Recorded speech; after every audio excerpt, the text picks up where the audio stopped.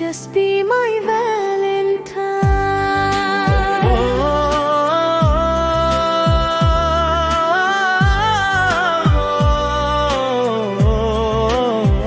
Love is in the air. Come fast and stay forever. Be my Valentine. Come fast and stay forever. Be my Valentine. Just be my Valentine. Be my Valentine. Just be my Valentine. Come fast and stay forever. Be my Valentine.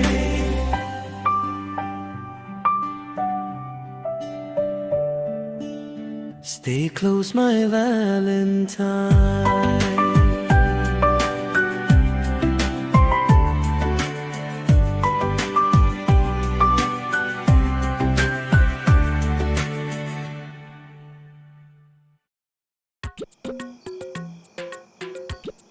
আর একটা wicket পড়লো তাহলে বল, the most awaited marriage of our beloved lovebirds.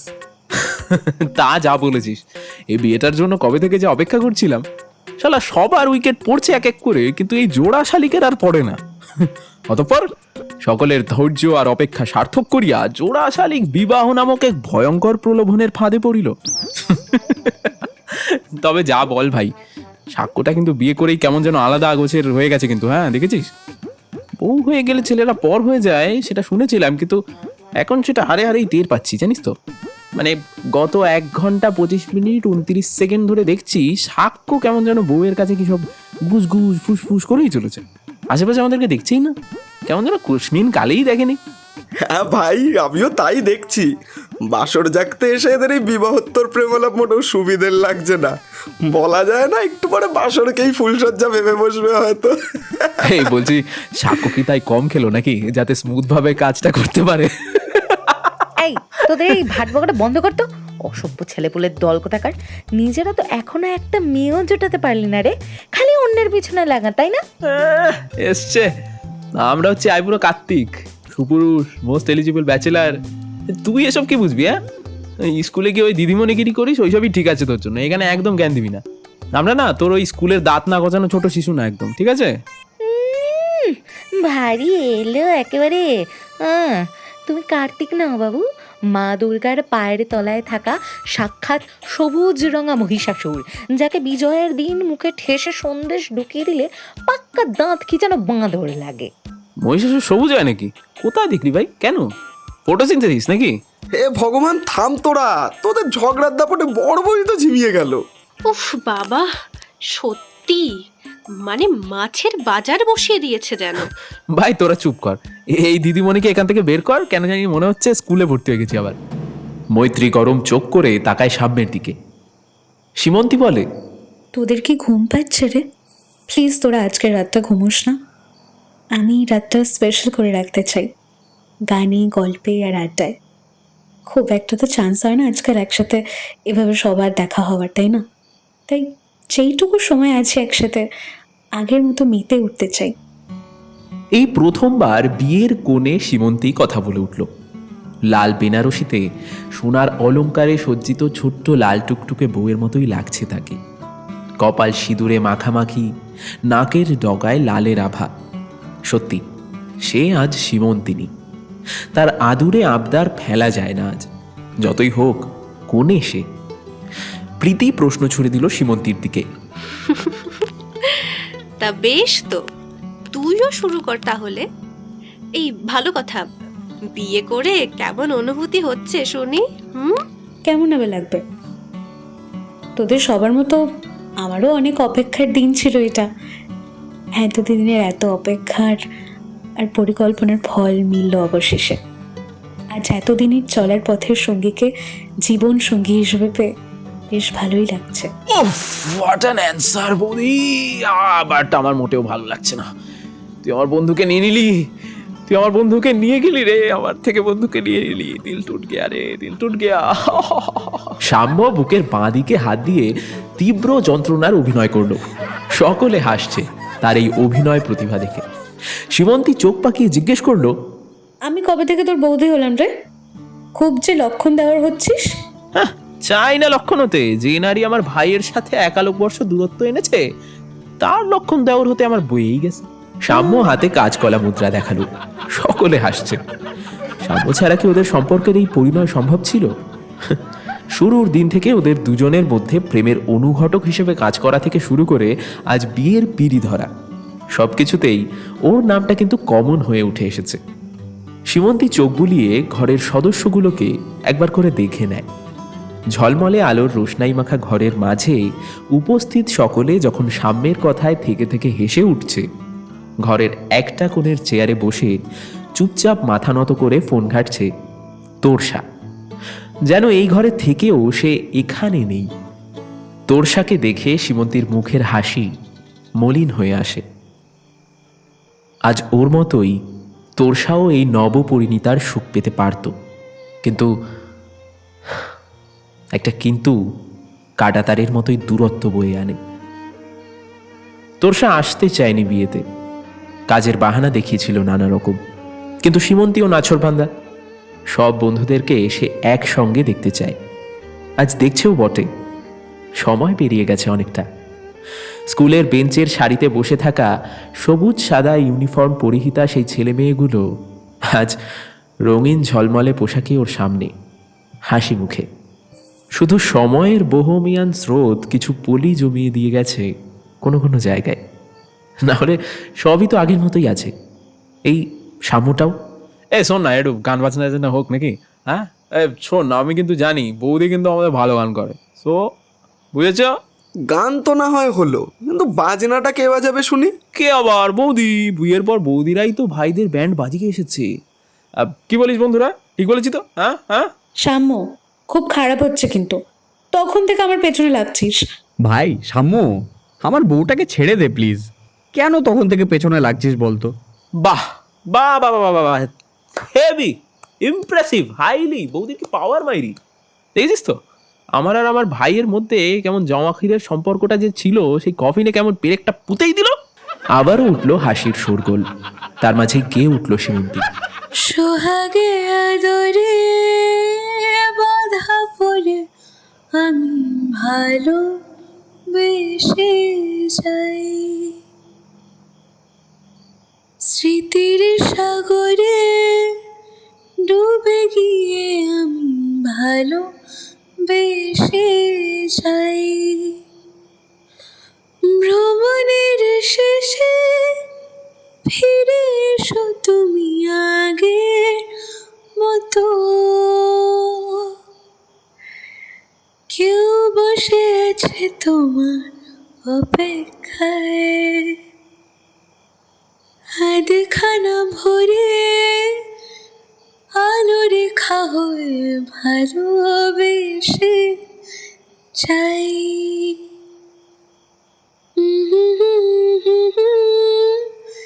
লা লা লা লা লা লা লা লা লা। মুগ্ধ চোখে তার দিকে তাকিয়ে থাকে সাক্ষ্য।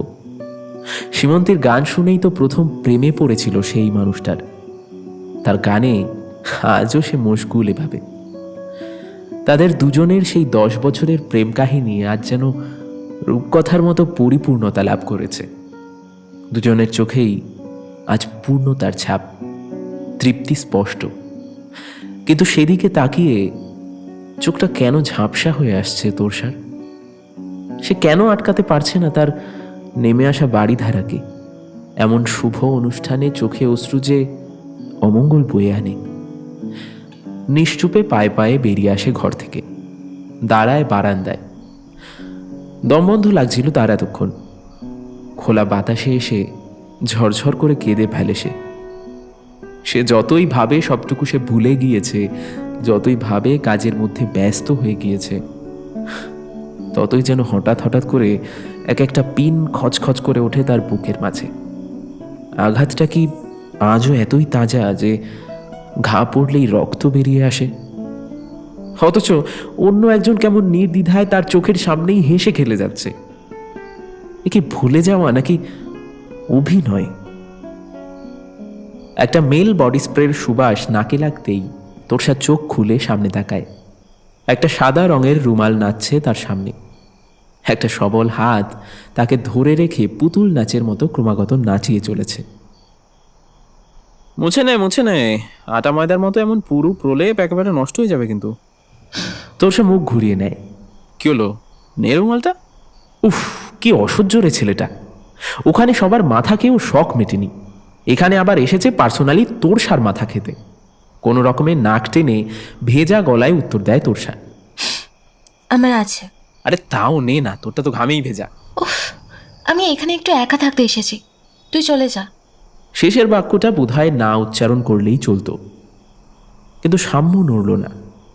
সে গম্ভীর গলায় জিজ্ঞেস করল, বাসর জাগতে এসে কেউ একা থাকে বুঝি?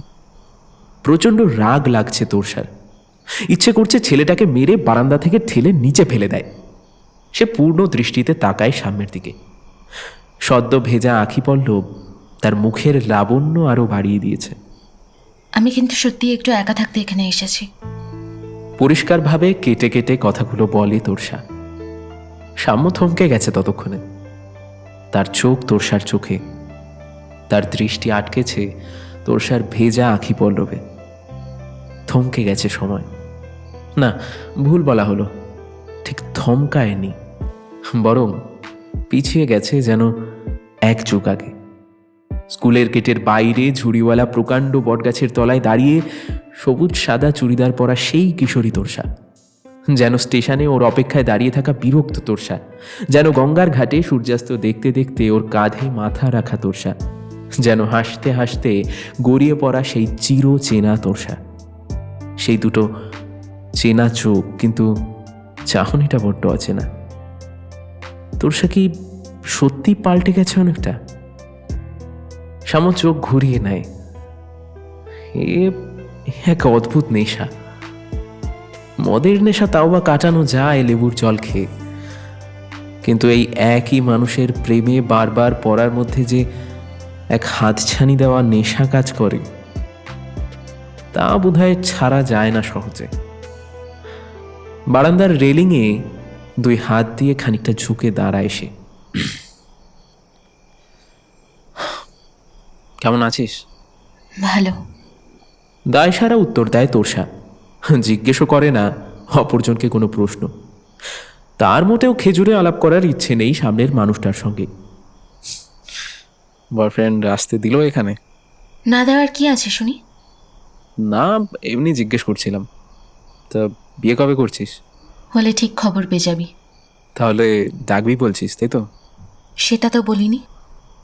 নীরবতা, নীরবতা, নীরবতা, নীরবতা। অথচ দুই প্রান্তের বুকেই নদীর জলের মতো কলকল করছে কত অভিমান, রাগ আর প্রশ্ন। চাকরিটা পেলি অথচ বলি না একবারও। কেন? বললে কি হতো? কিচ্ছু না, খুশি হতাম, ভালো লাগতো। একজন মানুষের সাফল্যে যেভাবে আরেকজন মানুষ আনন্দ পায়, ঠিক তেমনই তোর সাফল্যের এই দীর্ঘ যাত্রাপথের কিছুক্ষণের সঙ্গী হওয়ার আনন্দ নিতাম। বাকি পথটুকু বড্ড যন্ত্রণাতে কেটেছে, তাই সেভাবে ঘটা করে কাউকে জানানোর ইচ্ছে হয়নি কখনো। আসলে কিছু যন্ত্রণার অভিঘাত এমন হয় যে তীব্র আনন্দ কিংবা কষ্টের অনুভূতিকেও তা ম্লান করে দেয়, ঠিক যেভাবে ক্লোরোফর্ম অসার করে দেয় আমাদের চেতনা অনুভূতিকে, ঠিক সেইভাবে। কিন্তু আমি তো শুনেছি সাফল্য সকলের সব যন্ত্রণা ধুয়ে মুছে সাফ করে দেয়। এখন জীবনে নতুন মানুষ, সর্বক্ষণের সঙ্গী পেয়েছিস, তোর আবার কিসের যন্ত্রণা? যে চিরকাল নিজের মতো করে সবটুকু ভেবে গেছে, সে না হয় আজও ভাবলো বাকি গল্পটুকু তার মতন করি। তাতেই যদি তার তৃপ্তি থাকে তাহলে তাই ভালো, তাই না? আসল গল্পটা কি তাহলে? তোরসা আবারও পূর্ণ দৃষ্টিতে তাকায় সামনের দিকে। গল্প ছেড়ে চরিত্ররা যদি চলে যায়, তাদের কি ফেরত আনা যায় আর? সাম্য তাকিয়ে তখন সামনের দিকে।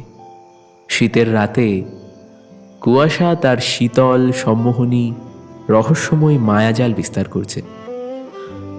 সবাই এত রাতে ঘুমিয়ে পড়েছে। রঙিন আলোর রোশনাইতে মোড়া পুরো বিয়েবাড়িটাতে যেন শীত ঘুম নেমে এসেছে। সাম্যের চোখের সামনে ঝাপসা হয়ে গেল সবকিছু। ভেসে উঠল 5 বছর আগের আরও একটা শীতের রাতের কথা।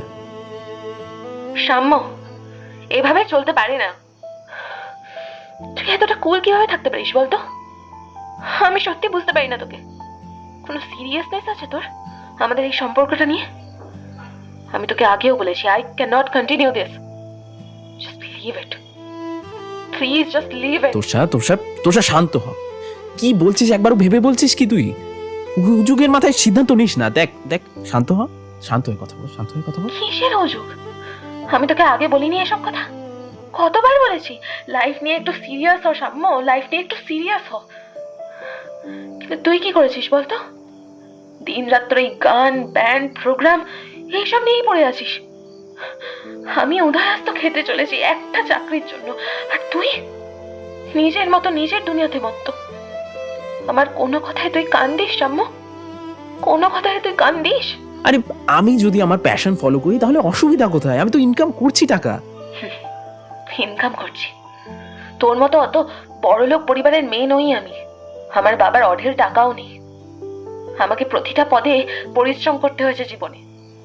ভাবতে হয়েছে কাল আমার দিন চলবে কিভাবে। আর শোন, বাবার টাকা না কোনো সমুদ্র নয় যে সীমাহীন জলরাশির মতো তোকে চিরকাল সাহায্য করবে। একটা চাকরি জোটাতে পারি না তুই আজ অব্দি? এত যদি প্যাশন ফলো করার শখ তোর, কেন পড়লি ইঞ্জিনিয়ারিং, তাও আবার প্রাইভেট কলেজে এক গাদা টাকা খরচ করে? তোষা, আমি কিন্তু বুঝতে পারছি না এখানে অসুবিধাটা কিসের। তুই চিরকালের মাথা মোটা। লাইফ নিয়ে কোনো সিরিয়াসনেস নেই। হাসি ঠাট্টা মজা ইয়ার্কি করেই চলেছিস সবার সাথে। জীবন তোর কাছে খুব সোজা না? কারণ তোর তো কোনো চিন্তা নেই জীবন নিয়ে। এমন একটা মানুষের সঙ্গে সারা জীবন কাটানোটা না বড্ড কঠিন সাম্য। এমনকি তুই তো আমাদের সম্পর্ক নিয়েও কিচ্ছু ভাবিস না, কিংবা আমাকে নিয়েও সিরিয়াস নোস। তোকে তোকে কে বলেছে যে আমি সিরিয়াস নই জীবন নিয়ে বা আমাদের নিয়ে? এমন হো হো করে বেড়ানো ছেলেরা না, আর যাই হোক, সিরিয়াস হয় না। সারাদিন হুল্লোড়, মজা, আনন্দ। তোর কাছে এই লাইফটা বেড অফ রোজেস হতেই পারে, আমার কাছে তা নয়। আমি আর পারছি না এটা টানতে। সবসময় যা দেখিস সেটার আড়ালেও কিন্তু অনেক সত্যি থাকতে পারে, সেটা জেনে রাখিস। তুই হয়তো কোনোদিন বুঝিসনি বা বুঝবিও না আমার কাছে গান কতটা ইম্পর্টেন্ট। আমার বাবার টাকা থাকলে নিশ্চয়ই বুঝতাম। টাকা জীবনের সবকিছু নয় তোষা। খুব কম মানুষই স্বপ্ন নিয়ে এগিয়ে যাওয়ার সাহস দেখাতে পারে। আমি পেরেছি।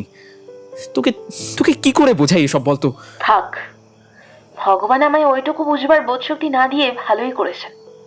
অমন বড়লোক বাপের ছেলে হলে দু হাতে টাকা খরচ করাই যায়, উপার্জনের কথা না ভেবে। দাঁত থাকতে কেউ কি আর দাঁতের মূল্য বোঝে? আর শোন, প্যাশনটা না প্যাশনের জায়গায়। প্যাশন কখনো প্রফেশন হতে পারে না। এমন একটা লক্ষ্যহীন মানুষের সাথে আমার পক্ষে থাকা সম্ভব নয়। আমি এত ভুল করেছি জীবনে যে তুই তার শাস্তি আমাকে এভাবে দিচ্ছিস? শাস্তি আমি দিচ্ছি না। তুই যদি কখনো বুঝতিস আমার যন্ত্রণাটা, তাহলে এমন করতিস না। দিনে রাতে যখন তখন প্রোগ্রাম করতে চলে যাচ্ছিস। কত টাকা পাচ্ছিস বলতো? তুই কি কোনো ফেমাস এস্টাবলিশড সিঙ্গার হতে পারবি? এত সহজ নয় রে সবকিছু। আর তোর ওই ভাটের স্বপ্নের কোনো দাম নেই আমার কাছে। তোকে দেখতে আজকাল বিরক্ত লাগে আমার। কোনো অ্যাম্বিশন নেই। আজকাল তোর সাথে কি নিয়ে কথা বলবো বলতো? গান, গিটার, এইসব? আমি এসব বুঝি না আর বুঝতেও চাই না। বেশ, তোর যখন আমাকে ভুল মনে হয়েছে, আমাকে দেখলে বিরক্তি লাগছে, আমি চলে যাব। আর আমার ভাটের স্বপ্নগুলো তোকে শুনতে হবে না। তোরসা খানিকটা নরম হয়ে এলেও তখনও তার গলায় দৃঢ়তা। ছোট থেকেই দারিদ্র্যের সঙ্গে প্রচণ্ড লড়াই করেছে সে। টাকা কি কি করতে পারে আর কি পারে না সেটা সে খুব কাছ থেকেই দেখেছে। যার সাথে ভবিষ্যতের স্বপ্ন দেখেছে তার এমন ঔদাসীন্য তাকে বারবার আঘাত করতে করতে বড্ড বেশি বিরক্ত করে ফেলেছে। সামনের এই প্রোগ্রাম, ফাংশন আর তার সহ্য হয় না। বহুবার বলেছে সে, কিন্তু সাম্য তো শোনেইনি কোনোদিন। বন্ধুবান্ধব নিয়ে হুল্লোড়ে মেতে থাকে, সারাদিন টই টই করে ঘুরে বেড়ায় এদিকে ওদিকে।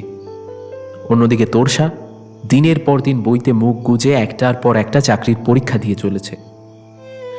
সে সাম্যের এই জীবনের প্রতি এমন ঔদাসীন্য, এমন অর্থের অপচয় মোটেও সহ্য করতে পারে না।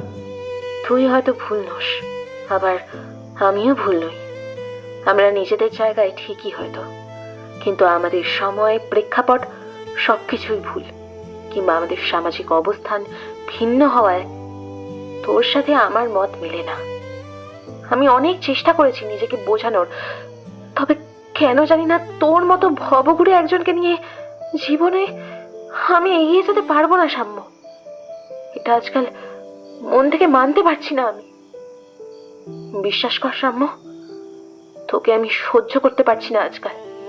তোকে দেখলে, তোর ওই গল্পগুলো শুনলে না আমার গা জ্বলে ওঠে।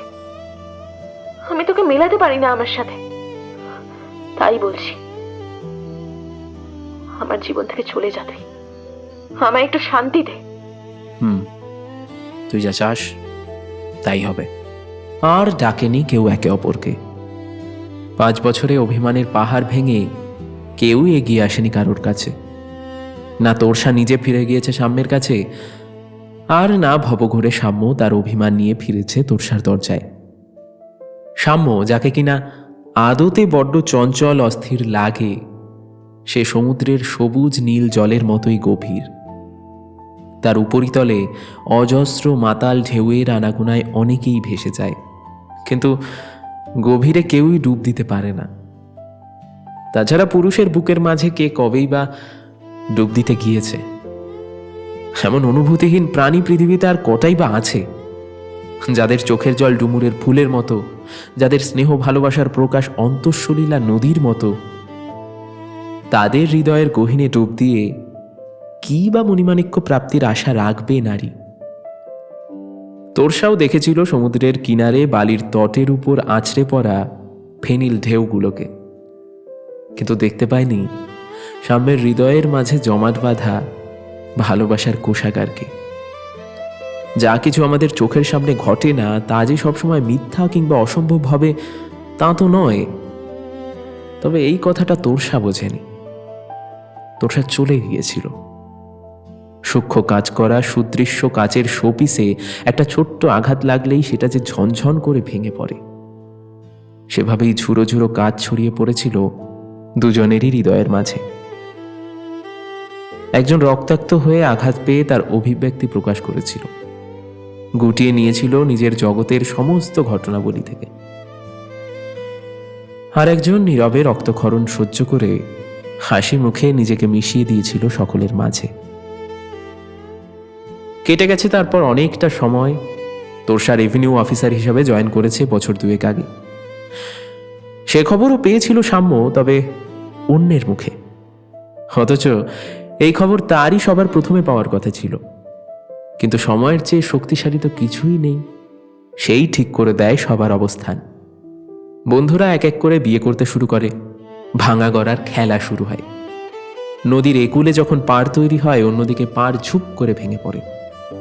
কোনো এক অজ্ঞাত কারণে ভেঙে গিয়েছিল সাম্য আর তোরসার সম্পর্ক। আজও বন্ধুমহলের কেউই তার হদিশ পায়নি।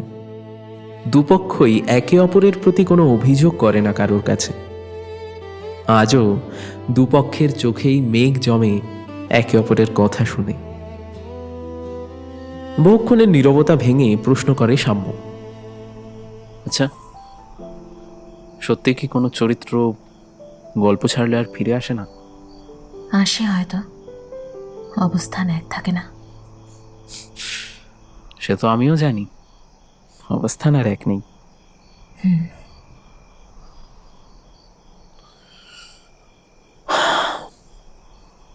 তারপর বল, কাকিমার শরীর এখন কেমন আছে? ভালো। তুই কিছু বলবি না? কেন, কিছু বলার কি ছিল? না, হয়তো এখন তো আর নেই। আবার নীরবতা। দুজনের মনে তোলপাড় চলছে হাজারো প্রশ্ন, অথচ আজ আর কেউই উত্তরের আশা করে না। হাজারো অভিমানের ভিড় ঠেলে কেউই এগিয়ে এলো না প্রশ্ন করতে। তোরসার গলার কাছে একরাশ কান্নারা আবার যেন দলা পাকাচ্ছে। তবুও সে ঢোক গিলে নিল। এই ছেলে কেন এখানে এসেছে? তোরসা বারান্দা থেকে চলেই যাচ্ছিল। একা দুঃখ বিলাস করতে এসে এমন বিপদে পড়তে হবে সেটা সে ভাবেনি। হঠাৎই একটা টান অনুভব করলো সে তার হাতে। আর এক ঝটকায় সাম্যের বুকে আছড়ে পড়ল সে। কিছু বলবার আগেই সাম্য তাকে তার প্রবল শক্তি দিয়ে নিজের সঙ্গে জড়িয়ে ধরল। তোর্ষা অনুভব করল সে তার এক ভিন্ন অস্তিত্ব নিয়ে মিশে যাচ্ছে আরও একটা অস্তিত্বের মাঝে। বেহায়া মন এতদিন মস্তিষ্কের সঙ্গে লড়াই করতে করতে এখন হার স্বীকার করেছে। সাম্যের মাঝে চলছিল এক প্রবল ঘূর্ণিঝড়। ছেলে মানুষই এক অভিমান কিংবা কোনো ইগোর বশে এতকাল তোর্ষাকে বৃথা ভুলে থাকার চেষ্টা করছিল সে, তবে মোটেও ভুলতে পারেনি। ভুললে কি আর ওই ঘটনার 6 মাস পরে সে চাকরির প্রিপারেশন নেওয়া শুরু করত? না, একটা মেয়ের কথায় নিজের স্বপ্নকে জলাঞ্জলি দিয়েছিল এমনটা কিন্তু নয়। তবে কঠোর বাস্তব যে কতটা কঠোর হতে পারে তার ধারণা সাম্যের ছিল না। বাবার অসুস্থতা, ওদের ব্যবসার হাল খারাপ হতে থাকা, সবকিছু মিলিয়ে মিশিয়ে গানের স্বপ্নটা স্বপ্নই থেকে গিয়েছিল তার। ছাড়তে হয়েছিল গানের ছোট ছোট প্রোগ্রাম, ফিরতে হয়েছিল আবারও পড়াশোনায়। বছর 2 পরে একটা সরকারি চাকরিও জুটিয়েছিল, কিন্তু ওই একটা মানুষকে সে কখনোই ভুলতে পারেনি। না, অভিমানে ফিরেও নি তার কাছে। দুজনেই অপেক্ষা করেছে বুকে একটা শীতল বরফখণ্ড রেখে একে অপরের জন্য। শীতলতা গ্রাস করেছে তাদের সমস্ত অনুভূতিকে। অথচ উষ্ণতাতে কত হিমবাহই গলে যায়। ওদের অভিমানের পাহাড় কেবল উষ্ণতার অভাবেই গলতে পারেনি। তোষা, কোনো চরিত্র যদি গল্পে ফিরতে চায়, লেখক কি তাকে ফেরায় না? তুই বল, সাম্য, বল আমাকে। ছেড়ে দে প্লিজ। তোষা, তুই এতদিন থাকতে পারলি কি করে আমাকে ছাড়া? তোর মনে পড়েনি আমাকে সত্যি? নাকি আমি তোর দুটো চোখকে আমি ভুল চিনেছিলাম? তুই বল আমাকে, জবাব দে। তুই যদি অতই মনে রেখেছিলি, তুই একবারও এলি না কেন? চলে গেলি কেন অমন নিঃশব্দে? একবারও এলি না কেন আমায় একটি ভাইয়ের জন্য বোঝাতে? আমি তো তোকে ভালোবাসতাম সাম্য, তোর ভালোর জন্যই তো তোকে বলেছিলাম। ভুল বুঝে চলে গেলি তুই। তুই তো বলেছিলি শান্তি দিতে, সহ্য করতে পারিস না আমায়। তোর গায়ে লেগে গেল বুঝি? যদি এতই আমার চোখের ভাষা বুঝে যাস, মনের কথা পড়ে ফেলতে পারিস, তাহলে মুখের কথাতে বিশ্বাস করলি কেন বল? সব কথা কি বারবার মুখ ফুটে বুঝিয়ে ব্যাখ্যা করা যায়? মুখের কথাই তো লোকে ধরবে, তাই না তোষা? তাই তাহলে ছেড়ে দে, আমি চলে যাই। তোষা, আমি তোকে বড্ড ভালোবাসি, ছেড়েই তো দিয়েছিলাম তোকে, কিন্তু ভালো থাকতে পারলাম কই? বিশ্বাস কর, আমি কোনোদিনও উদাসীন ছিলাম না তোর প্রতি। আমি আজকাল চাকরি করছি, বাবার টাকাও তো হাতে ওড়াই না। প্লিজ প্লিজ প্লিজ, এবার আমাকে ছেড়ে যাস প্লিজ তোষা। আমাকে একা ছেড়ে যাস না তুই। একটা বাচ্চার মতো আদুরে গলায় বলে ওঠে সাম্য। তোর্ষা সাম্যের পাগলামি দেখেছে, তাকে হাসতে দেখেছে, মজা করতে দেখেছে, তার বাচালতা দেখেছে কেবল, কিন্তু দেখেনি কেবল সাম্যের চোখে এমন একটা আরতি। তবে কি সে সেদিন সেটা দেখতে পায়নি? সেদিনের পর বহুবার নিজেকে তিরস্কার করেছে সে এমন দুর্ব্যবহারের জন্য। সাম্যকে একটু ভালোভাবেও তো বোঝাতে পারতো সে। সবই হয়তো ছেলে মানুষই রাগ কিংবা অভিমান, কিন্তু তাও সে ফিরতে পারেনি সাম্যের কাছে। বুকে জমেছে পাথর, অভিমানে ভেবেছে বারংবার, কই সাম্য এলো না তো, তাহলে নিশ্চয়ই ভুলে গেছে তাকে। গান ছেড়ে দিয়েছিস? না, বাবার শরীর অসুস্থ হওয়ার পর বুঝলাম যে এবার পায়ের তলার মাটিটা শক্ত করা দরকার, নাহলে মাথায় আকাশ ভাঙলে পাতালে প্রবেশ করা থেকে আমাকে কেউ আটকাতে পারবে না। তাছাড়া ব্যান্ডের সকলেই এক এক করে গেটে পড়ছিল, বাবার ব্যবসারও হাল খুব একটা ভালো ছিল না। এভাবে কতদিন চলা যায় বলতো? তুই হয়তো ঠিকই বলেছিলি, পুঁজি সারা জীবন থাকে না, একদিন তো শেষ হয়। প্যাশনকে প্রফেশন বানানোটা অতটাও সোজা নয়, ভাগ্যের জোরও থাকতে হয়। তুই নিজেও আর গান করিস না? করি, মাঝে মাঝে আমাদের কলেজ থেকে প্রোগ্রামের জন্য কিছু অফার থাকে, যখন কলেজ থেকেই গান করতাম তো অনেকেই চেনে তাই আমায়। তবে কাজের চাপে সব জায়গায় আর যাওয়া হয়ে ওঠে না, তাই গানটা একদমই ছেড়ে দিতে পারিনি বলতে পারি। তুই তুই চাইলে কাজটা ছাড়তে পারিস সাম্য। আমিও বড্ড ভুল করেছিলাম সেদিন। আসলে খুব কষ্টে মানুষ হয়েছি তো, টাকার জন্যে কত স্বপ্নের বিসর্জন দিয়েছি, এখন আর মনেও নেই। তাই হয়তো নির্বোধের মতো অনেক কিছু বলে ফেলেছিলাম। জানি সেই কষ্টের উপর প্রলেপ দিয়ে আর কোনো লাভ হবে না, আর চলে যাওয়ার সময়টাও ফেরত আসবে না। তাই পারলে শুধু ক্ষমাটুকু করিস। আমি মন থেকে বলছি, তুই যদি গান করিস আমি সব থেকে বেশি খুশি হব, সব থেকে বেশি সুখী হব।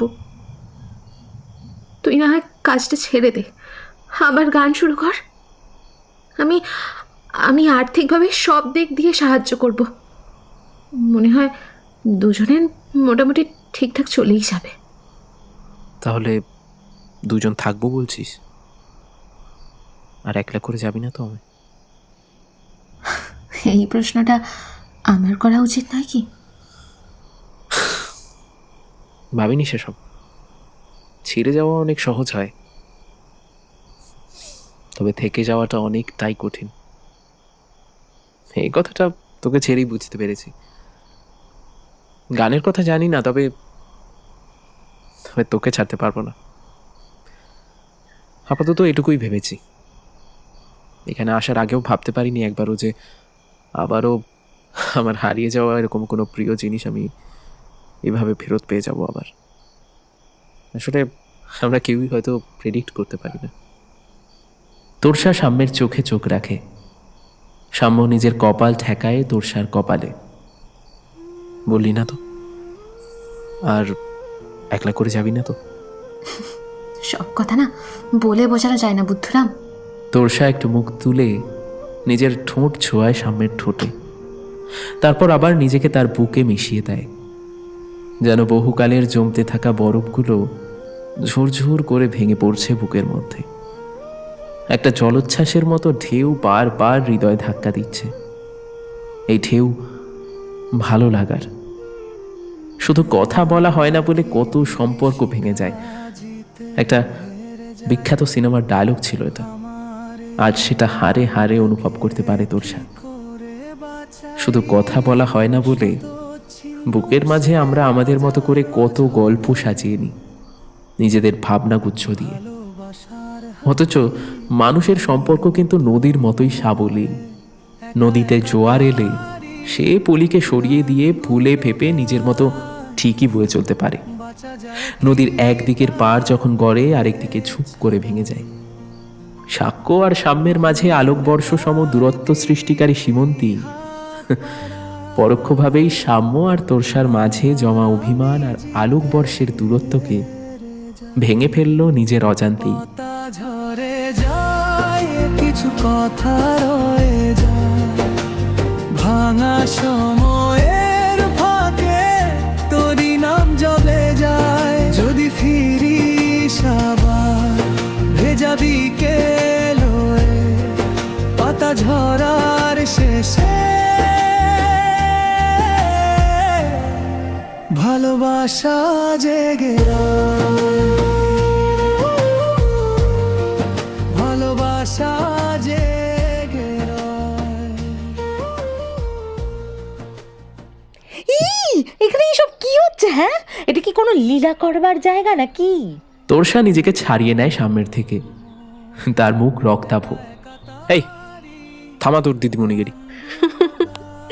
ভাই ভাই, আবার একটা উইকেট পড়তে চলেছে রে। ভাই এটা তুই ঠিক করলি? তুই তো আমাকেও আলাদা করে দিলি তোর থেকে। জল অনেক দূরই গড়িয়েছে। দুধের তলে তলে এত? হায় ভগবান, এরা এখনো লুকিয়ে প্রেম করছে। সত্যি ডিম পাড়ার বয়সেও এদের অভিসার আর শেষ হয় না। বারান্দায় ভিড় জমেছে ওদের। সকলে মিলে একসঙ্গে যা পারছে বলে যাচ্ছে। ভাবখানা এমন যেন হাতে নাতে ধরেছি বেটাদের। আজও স্কুলের মতোই ডুবে ডুবে জল খায়। ওদের কলকলানিতে নিঃশব্দ বারান্দা মুখরিত হয়ে উঠেছে। কখন যে পূবের আকাশ ফিকে হয়ে এসেছে সেদিকে কারোর লক্ষ্য নেই। বোধহয় ওদের ওই বিভৎস চিৎকারে সূর্যদেবেরও ঘুম ভেঙে গিয়েছে। নিচে ওই 2-3টে লোক ঘুরছে, একে অপরের সঙ্গে কথা বলছে। শীত ঘুম ভেঙে সকলে এবার উঠে পড়েছে আবার। শীতের একটা আমেজ আছে। এই প্রথম বোধহয় অনুভব করলো সাম্য। নাকি সব পাতা ঝরা শীতের শেষে সবুজ বসন্ত আসে বলে শীতকে এতটা মিঠে লাগে, কে জানে। ভুলে যাবে সব রাগ, মিটে যাবে অভিমান, তোর পরশ বিনা মন জমিন নিষ্প্রাণ। বিরহের অভিশাপ কে জানে কি চায়, পাতা ঝরার শেষে বৃষ্টি হয়ে ফিরে আয়। তোকে শোনাবো বলে আজও গান গায়, তোরই জন্যে সব শব্দ সাজাই। ঘুম ধরে তোর কাছেই ছুটে চলে যাই, তোর পরশে আমি প্রাণ ফিরে পাই। পাতা ঝরে যায়, কিছু কথা রয়ে যায়, ভাঙা সময়ের ফাঁকে তোরই নাম জ্বলে যায়। যদি ফিরিস আবার ভেজা বিকেল হয়ে, পাতা ঝরার শেষে ভালোবাসা জেগে রয়, ভালোবাসা জেগে রয়। যদি ভুল হই তুই ঠিক করিস, যদি হারাই ডাক দিস আমায়। এই গোটা সময় জানি আমরা আজও একে অন্যের ছায়া। পাতা ঝরে যাক আমরা ঝরবো না, ভাঙা দিন পেরিয়ে ফিরে আসুক সংসার। এক ফোঁটা আশা সব শূন্যতা ভরে যায়, পাতা ঝরার শেষে তুই থাকলে আমি থাকি তাই। তুই থাকলে আমি থাকি তাই।